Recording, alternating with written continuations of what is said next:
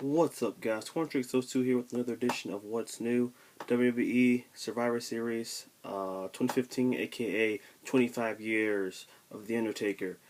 Just went off the air, and this show, I'm not going to lie to you, in my opinion, was lackluster. But I am still going to go through the entire show for you from top to bottom. So let's get it. It all started off with the kickoff show. There was a traditional 5-on-5 matchup between The Miz, Bo Dallas, Stardust, Connor, and Victor, the Ascension, versus Neville, the Dudley Boys, Titus O'Neil, and Goldust. Um, it was okay. It was, I don't know, it wasn't the greatest match, but I guess it was a good match to get the crowd into the show. The who was it? It was Bubba Ray, Devon, Titus O'Neil, and Goldust, I believe, were the sole survivors. I may be wrong about that, but they definitely won the match. Um, Stardust being the last man eliminated from that match. Next, the actual show began. We had it was the first semifinals of the Survivor Series WWE World Heavyweight Championship tournament, which had it was Roman Reigns going up against Alberto Del Rio. This match was decent. Probably, I would say, maybe the second best match on the entire tournament. I mean, well, not the entire tournament, but as far as the tournament on this pay per view, part of the tournament on this pay per view, that was probably the second best matchup. Um, Del Rio, as much as I wanted to see Cesaro in this spot, but Del Rio did, I believe he did deliver in some cases. Um, but it would all end where Del Rio would try to go to, I guess, a foot stomp on the back of, a foot stomp from the top rope onto Roman Reigns. He would counter and he would hit the spear. 1, 2, 3. Roman Reigns would move on to the finals of the tournament. Next, we had the second semifinal match, which saw Dean Ambrose versus Kevin Owens. This was probably the best tournament match on this pay per view. Um, One of the best spots I gave was the ending spot was very freaking awesome. Um, I think it was Kevin Owens trying to go for the pop up power bomb. Dean Ambrose leapfrog, trying to go for his signature rebound clothesline. Got super kicked. Went for it again. Super kicked again. Then he would go for the pop power bomb again. Dean Ambrose would counter that into the dirty deeds. 1, 2, 3. Dean Ambrose moves on to the finals. So now we have Roman Reigns versus Dean Ambrose in the finals of the tournament. Next, we saw the next traditional, well, I guess not next, but the second traditional Survivor Series 5-on-5, which put it was Ryback, Sin Cara, Kalisto, and the Usos versus the New Day, Big E, Kofi Kingston, and Xavier Woods, and Sheamus and King Barrett. This match was actually going pretty well until the end, where New Day would walk out after Big E was eliminated, and they would leave Sheamus behind, and Sheamus would get beat by the remaining members of the face team, which was Sin Cara. No, it was Kalisto, Jimmy, and Ryback. So they would win that matchup. Next, we would have the Divas match, Paige versus Charlotte.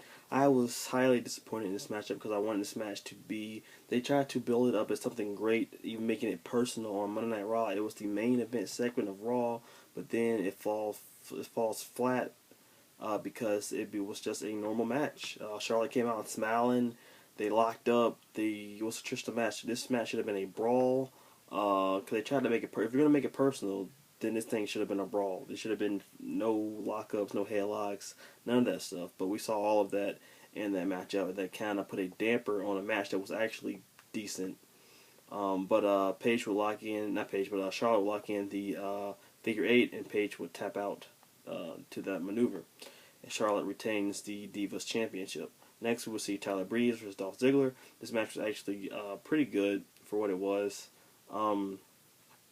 Tyler Breeze and Dolph Ziggler are phenomenal talents, as everybody already knows. Ziggler would try to hit but at the English, he would try to hit the super kick, get countered. I think he would get thrown to the outside, and then I think it was Breeze would get thrown to the outside, hit a would attack Ziggler's knee, get back in the ring, and hit the Prettier or the kill switch, Christian's move, obviously, to get the victory. So I guess that is the new finish for Breeze. I guess he won't be using the beauty shot anymore, which I think is, I don't know. I started to get really used to the beauty shot. At first I thought it was stupid because it was just like spinning, heel kick, but I don't know, it was effective and it was fast. But the kill switch is also a great maneuver, and Christian is basically retired, so use it. Next was the Undertaker match. Kane, Undertaker versus the Wyatts. Bray Wyatt was supposed to choose two members to face the Brothers of Destruction. He chose himself and Luke Harper, which was probably the best bet because they were the best workers in the match. At the very beginning of the match, Eric Rowan tried to attack Taker and Kane. They would double chokeslam him, take him out, and Strowman would get taken out by the Brothers of Destruction as well. A choke slam through the announce table, taking him out. And it would be down to Harper and Bray Wyatt. They would hit double choke slams, and then Undertaker would hit the tombstone, getting the victory for the Brothers of Destruction.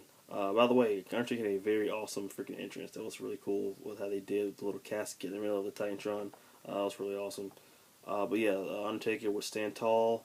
And the crowd will celebrate with him as he celebrates 25 years of being in the WWE.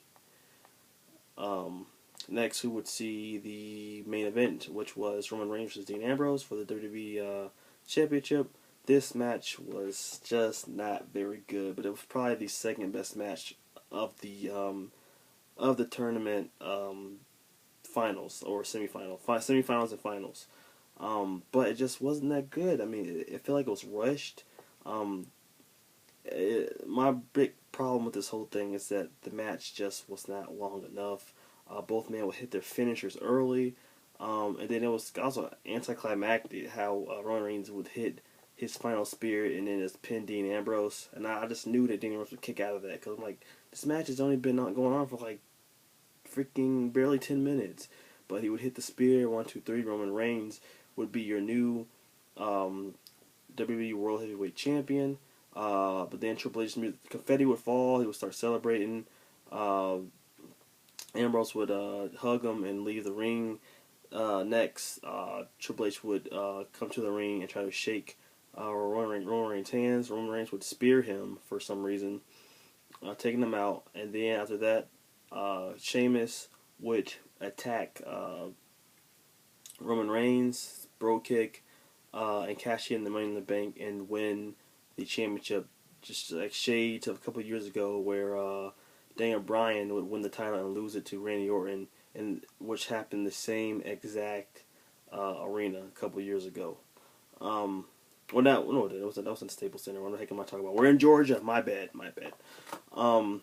Yeah, but all of the whole SummerSlam thing with Daniel Bryan, basically the same thing that happened to him tonight. So Roman Reigns with the title for a couple minutes, and he would he would lose it to Sheamus. Now Sheamus is your new World Heavyweight Champion, and I am very disappointed in that fact because two things. The match was not good. It was subpar. Two,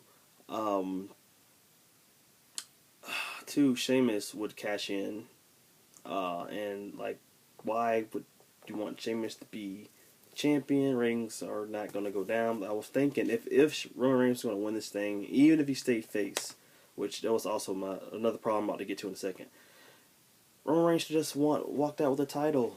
I mean, it's better than having Sheamus as the champion. If anything, Roman Reigns should have beat Sheamus and had an unsuccessful cash in because there was no need for us to have a Sheamus title reign because nobody cares about Sheamus. They haven't cared about Sheamus in a long time. He just lost the match tonight. But I guess that's how the Money in the Bank winners go nowadays. But yeah, my biggest problem is Roman Reigns neither Roman Reigns or Dean Ambrose turn heels. Knowing the fact that we really need heels right now, like top heel, we don't have any. So now Sheamus is supposed to be that top heel, and nobody's going to care. Now we're gonna probably have a couple matches between Sheamus and Roman Reigns and nobody's going to care because nobody cares about either one of those. They're going to be probably chanting Dean Ambrose, Cesaro, whoever. But yeah, guys, that is the Survivor Series 2015 pay-per-view. It was subpar. It's probably one of the worst shows in a while. Because I mean, say what you want to say about the last couple of pay-per-views.